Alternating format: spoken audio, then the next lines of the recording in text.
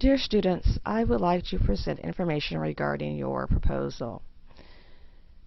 Details of the assignment appear in your assignment packet, and the book also briefly provides some information, but really the details of this assignment appear in the assignment packet, and then of course the podcasts that I have posted. You're choosing B under 15.19. Write a proposal to obtain funds for a special project your group could undertake if it had the money. Address your proposal to a specific organization. Where it states, write a proposal to obtain funds for a special project your group, those words, that descriptor, your group, refers to, yes, a group. It could be a church group or a college group, but it can also mean an employer, so your present employer. So in other words, you can propose that the company for which you work fund a special project for another organization. Just remember that whichever category that you choose, it has to be real. So the company has to be real. The company that you work for, that you represent, has to be real. The organization for which you want to fund a special project has to be real. And you have to determine the special project. So this is where you can be, you can really use your critical thinking skills and come up with something. Remember that the special project cannot exist currently, so you're thinking of a new project. Make sure that you read each part of the assignment packet regarding this business proposal. Make sure that you read the ethical problem, and also make sure that you answer these questions under the proposal must answer. You want to make answering these questions a part of your brainstorming and drafting processes. Remember that the proposal must contain an annotated bibliography, and the annotated bibliography can be a list of sources, should be a list of sources that will support the need for the topic that you are proposing. Let's say that you are going to write a proposal, and ultimately the end results of writing the proposal would be to write a business report. Of course, you're not going to write a business report, so you're going to put as much information as you can in this proposal to persuade your reader to understand what you're proposing, to persuade your reader to fund the topic, to persuade your reader that this topic is indeed important, and it needs to be funded, and it needs to be investigated, and your group or your company funding the topic would be beneficial to all. So remember that you want to include reader benefits. Of course, you want to make sure that you use you attitude as well. A part of the proposal should also be funding, of course. So you do want to investigate the cost of undertaking this topic, funding this topic. So you want to make sure that the proposal is indeed very thorough. You want to make sure that it answers all questions that the reader may have. Depending on your audience for the proposal can be either for an internal audience or an external audience.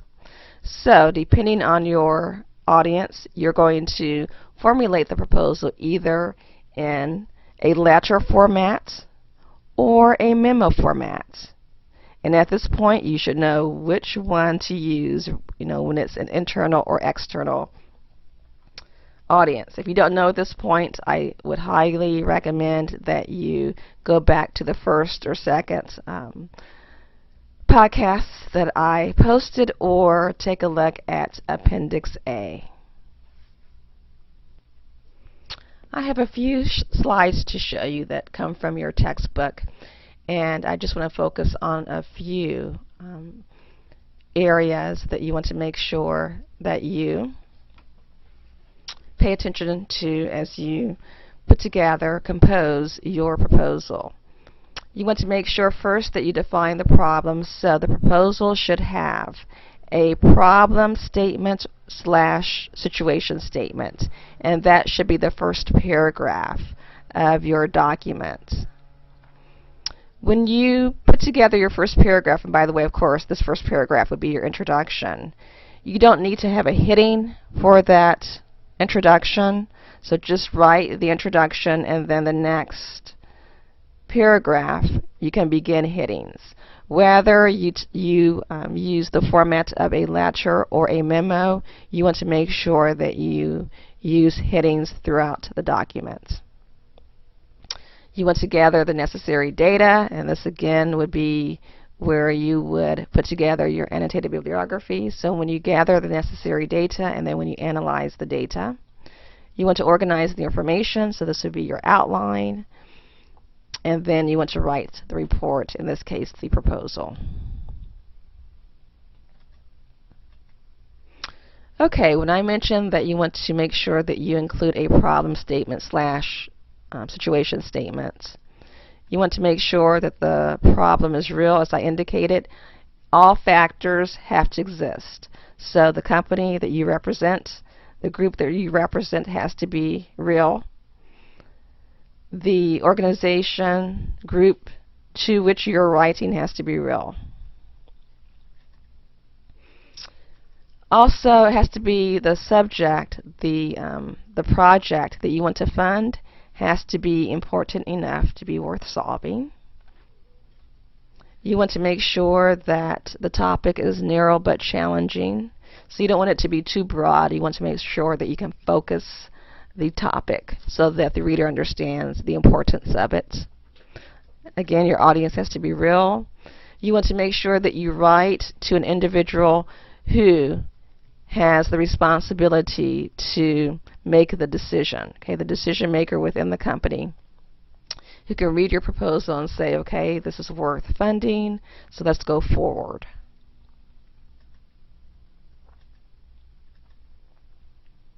The data, evidence, and facts have to convey the severity of the problem. Again, this is where your sources come into play. Prove that the recommendation will solve the problem.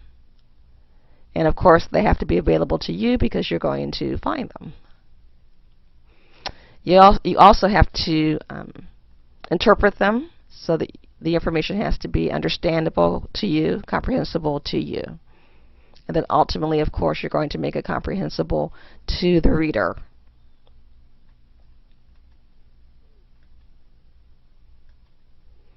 Okay, so the first paragraph, you want to make sure that it contains this information. So the first paragraph of your document. You want to state the organizational conflict or problem. So what problem is this organization that you are soliciting funds for? What problem exists now that you want to try to fix? Specific technical questions that must be answered to solve the problem, and then the rhetorical statement. So really, for all of you, your rhetorical statement is going to be the purpose of this report is to propose. Okay, so you're proposing something. It could also be to recommend, and it could also be to request, because you are asking for money, okay, for funds. So according to the topic, you want to choose the one that's most important. So is it to recommend for you? Is it to request for you? Is it to propose? And explain. All of them will do that. So that really isn't a rhetorical purpose. That's kind of a given. But you do want to focus on to recommend, to request, or to propose.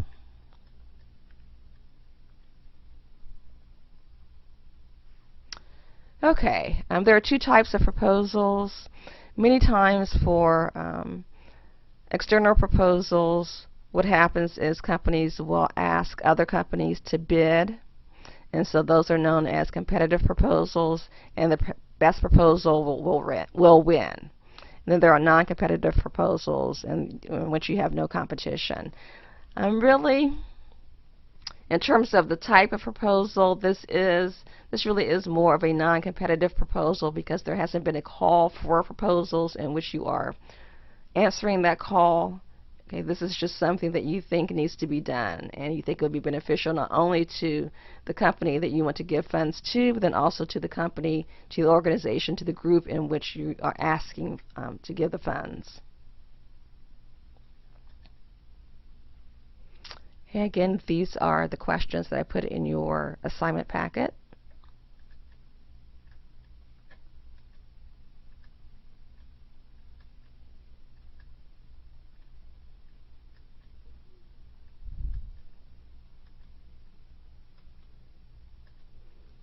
Okay, and this information is in your books, so I'm just going to really go over it quickly. Really, your topic isn't really a class research proposal. It is a funding proposal. So you want to make sure that in your proposal you explain the needs for the project will meet. You want to show how your project will help fulfill goals of the organization you're asking for funds.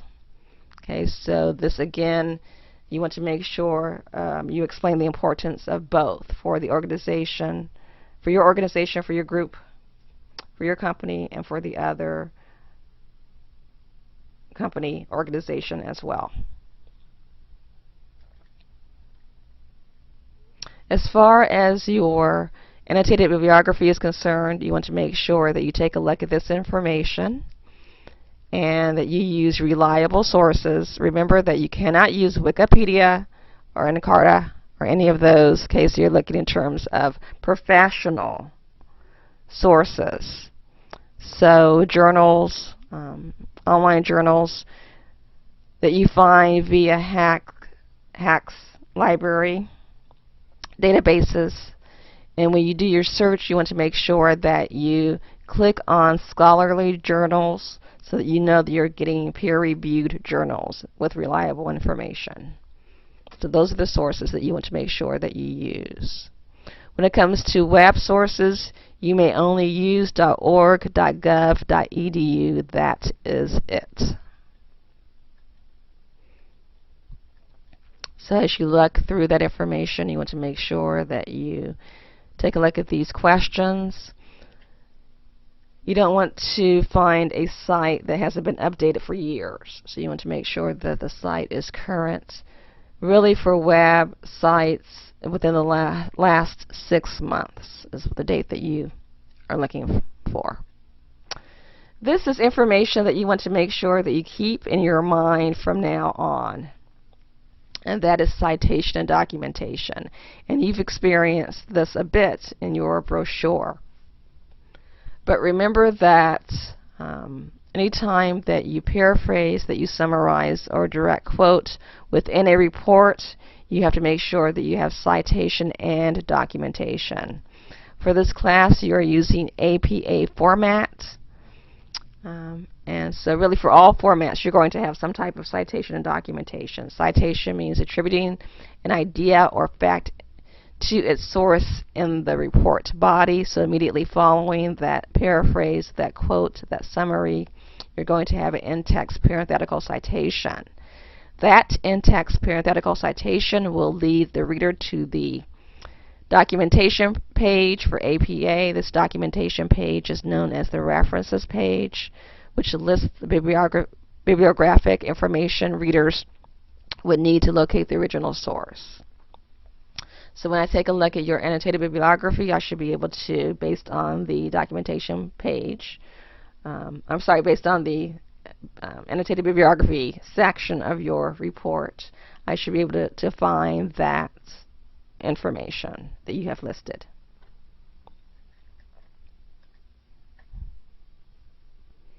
As far as the writing style of this proposal, you want to make sure that you use a reportive tone. So you are using third person. You're not using I. You're not using, any pronoun that is first person. Okay, so this is totally reportive. This is the information that you found. This is what the company should do, so on and so forth. So that again, third person. This proposal should not be a proposal that consists of lists. So you could have one list in the proposal. The rest of the information should be sentences and paragraphs. The sentences must be, at the very least, specific. I'm looking for concrete sentences. You know what doublets are. You know how to avoid them. You know how to tighten your writing. You have completed exercises that really help you to practice those two areas. So I expect all of you to write sentences that are very concrete. Not information, not words that are filler. So you don't want to use, the word thing. That's not telling me anything. So you want to make sure that each word that you use connects the information, that it contains weight to the sentence, that it is informative. Okay, otherwise the reader is going to be left wondering, what's the purpose of this proposal? Why is it important? As I mentioned, you're going to use either a letter or a memo format for this proposal. Make sure that you take a look at Appendix A, because the formats for letters and memos, of course, are there. You know that. But take a look at the way in which you should format subsequent pages. In other words, page 2, 3, and on, for a memo and a letter, because I expect you to use that format, okay, as you continue with your pages. Your proposal should be at a minimum 4 pages. You should use one visual in this proposal. The visual can be a chart. It can be any type of chart, a pie chart, a bar chart, a flow chart. I just expect you to use the correct chart in the correct situation. It can be a photograph if the photograph really is going to add information to the text. Don't just arbitrarily put in a photograph just for the sake of putting in a photograph. Okay, so make sure that it has weight. The photograph has weight, just as the text should have weight. Make sure that you introduce the graphic before it appears. So again, take a look at the chapter on visuals so that you know how to put it together. Keep in mind that the visual does not count is not factored into the page count.